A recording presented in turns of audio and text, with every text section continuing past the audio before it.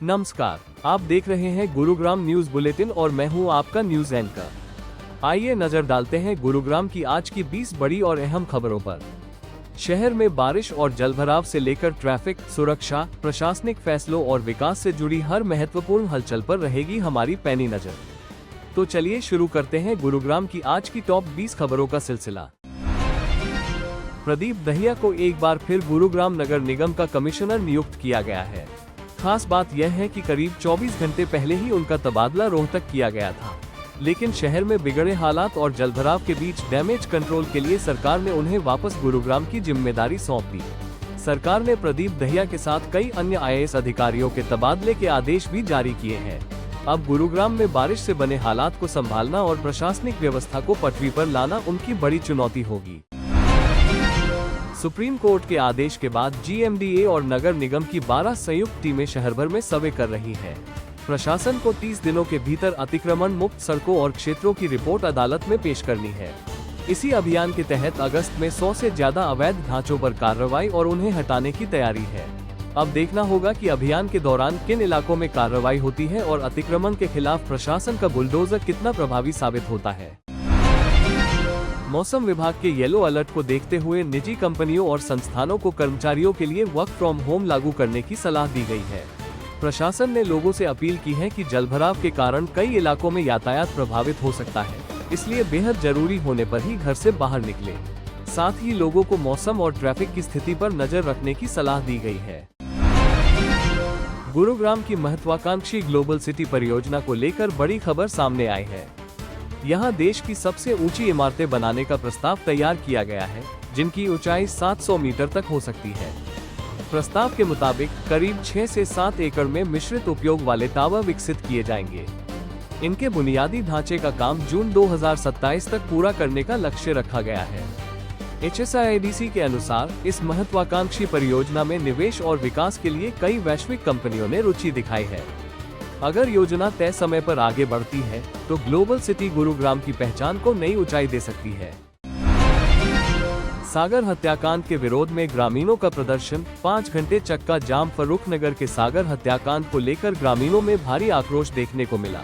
गुस्साए ग्रामीणों ने पटौदी कुलाना रोड पर करीब 5 घंटे तक चक्का जाम कर विरोध जताया। जानकारी के मुताबिक बेंगलुरु से लौटे सागर की पुरानी रंजिश के चलते 20 से 25 हमलावरों ने घर में घुसकर हत्या कर दी थी। घटना के बाद परिजनों ने हत्यारों की तत्काल गिरफ्तारी की मांग करते हुए शव लेने से इनकार कर दिया। पुलिस ने परिजनों को जल्द कार्रवाई और आरोपियों की गिरफ्तारी का भरोसा दिया है। ग्रामीणों की मांग है कि हत्याकांड में शामिल सभी आरोपियों को जल्द गिरफ्तार कर कड़ी कार्रवाई की जाए। स्कूल की जर्जर बाउंड्री वॉल अचानक भरभराकर गिर गई, जिसकी चपेट में आकर 2 मजदूर मलबे में दब गए और उनकी मौत हो गई। बताया जा रहा है कि हादसे के वक्त दोनों मजदूर दीवार के पास काम कर रहे थे। घटना के बाद मौके पर अफरा तफरी मच गई और राहत बचाव की कार्रवाई की गई। पुलिस ने मामला दर्ज कर स्कूल प्रबंधन की कथित लापरवाही की जांच शुरू कर दी है। जांच का मुख्य बिंदु ये भी है कि अगर दीवार पहले से जर्जर थी तो उसकी समय रहते मरम्मत क्यों नहीं कराई गई। मानेसर बन सकता है हरियाणा का नया जिला, सरकार कर रही गंभीरता से विचार। हरियाणा में नए जिलों के गठन को लेकर बड़ी खबर सामने आई है। राज्य सरकार 12 नए जिले बनाने के प्रस्ताव पर काम कर रही है और इस सूची में औद्योगिक क्षेत्र मानेसर का नाम सबसे ऊपर बताया जा रहा है। मानेसर के जिला बनने से यहाँ की औद्योगिक इकाइयों और स्थानीय निवासियों को प्रशासनिक कामकाज के लिए बार बार गुरुग्राम शहर नहीं जाना पड़ेगा। सरकार इस प्रस्ताव पर गंभीरता से विचार कर रही है और आने वाले समय में इस पर आधिकारिक घोषणा होने की उम्मीद जताई जा रही है। अगर मानेसर को जिला बनाया जाता है तो इससे क्षेत्र के प्रशासनिक ढांचे और विकास को नई दिशा मिल सकती है। गुरुग्राम से नोएडा एयरपोर्ट तक नमो भारत की राह साफ। 64 km कॉरिडोर को मंजूरी। गुरुग्राम और नोएडा इंटरनेशनल एयरपोर्ट के बीच कनेक्टिविटी को लेकर बड़ी खबर सामने आई है। प्रस्तावित नमो भारत ट्रेन के 64 किलोमीटर लंबे कॉरिडोर की DPR को हरी झंडी मिल गई है। प्रस्तावित रूट फरीदाबाद के रास्ते गुरुग्राम को नोएडा इंटरनेशनल एयरपोर्ट से जोड़ेगा। इस कॉरिडोर के बनने से NCR के प्रमुख शहरों के बीच यात्रा का समय कम होने और सार्वजनिक परिवहन को बढ़ावा मिलने की उम्मीद है। प्रोजेक्ट पूरा होने के बाद गुरुग्राम, फरीदाबाद और नोएडा एयरपोर्ट के बीच कनेक्टिविटी मजबूत होगी, जिससे दिल्ली NCR के परिवहन नेटवर्क को भी नई दिशा मिल सकती है। गुरुग्राम ट्रैफिक पुलिस ने यातायात नियमों की अनदेखी करने वाले एक वाहन मालिक के खिलाफ बड़ी कार्रवाई की है। पुलिस ने ऐसी स्कूटी को इम्पाउंड किया है जिस पर 96 चालान पेंडिंग पाए गए। इनमें रेड लाइट जंप करने, बिना हेलमेट और अन्य ट्रैफिक नियमों के उल्लंघन से जुड़े चालान शामिल है। सभी लंबित चालानों की कुल जुर्माना राशि करीब 10 लाख रुपए तक पहुंच गई है, जो स्कूटी की कीमत से कई गुना ज्यादा बताई जा रही है। ट्रैफिक पुलिस ने वाहन मालिक को बकाया जुर्माना जमा करने की चेतावनी दी है। भुगतान नहीं करने पर नियमों के तहत आगे सख्त कार्रवाई की जाएगी। गुरुग्राम में सोशल मीडिया पर सिख समुदाय के खिलाफ कथित तौर पर अभद्र टिप्पणी करने के मामले में पुलिस ने एक युवक को गिरफ्तार किया है। जानकारी के मुताबिक स्थानीय निहंगों ने युवक को पकड़कर पुलिस के हवाले किया, जिसके बाद उसके माता पिता ने भी उसे फटकार लगाए। पुलिस अब सोशल मीडिया पोस्ट और पूरे मामले की जांच कर रही है। बताया जा रहा है कि यह युवक इससे पहले भी बीफ मोमोज से जुड़ी एक रील बनाकर विवादों में आ चुका है। पुलिस मामले में तथ्यों की जांच के साथ आगे की कानूनी कार्रवाई कर रही है। सोहना की सोसाइटी में 12वीं मंजिल से गिरकर युवक की मौत, हत्या का आरोप। सोहना की ग्लोबल हाइट्स हिल टाउन सोसाइटी में 12वीं मंजिल से गिरकर एक युवक की संदिग्ध परिस्थितियों में मौत हो गई। बताया जा रहा है कि युवक अपने एक दोस्त के साथ सोसाइटी में आया था।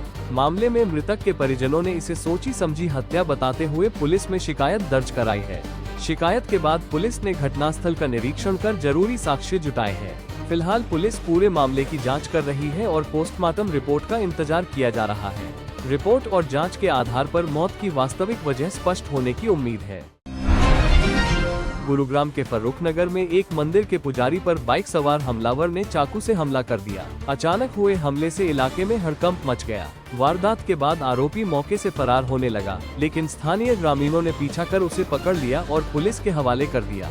घायल पुजारी को तत्काल अस्पताल में भर्ती कराया गया, जहां डॉक्टरों के मुताबिक उनकी हालत अब खतरे से बाहर बताई जा रही है।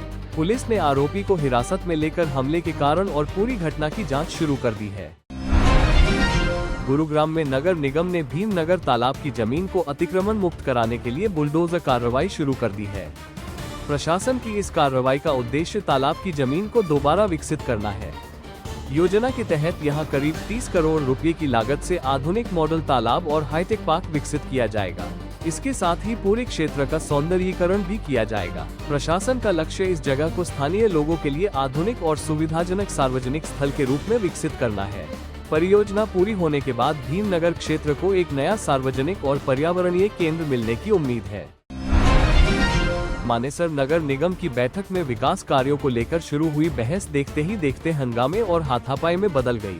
बैठक के दौरान डिप्टी मेयर और कुछ पार्षदों के बीच विवाद बढ़ने की बात सामने आई है। मामले में एक महिला पार्षद से अभद्रता के आरोप भी लगाए गए हैं। घटना का वीडियो सोशल मीडिया पर वायरल हो रहा है। हालांकि वीडियो में दिखाई दे रही परिस्थितियों की पुलिस जांच कर रही है।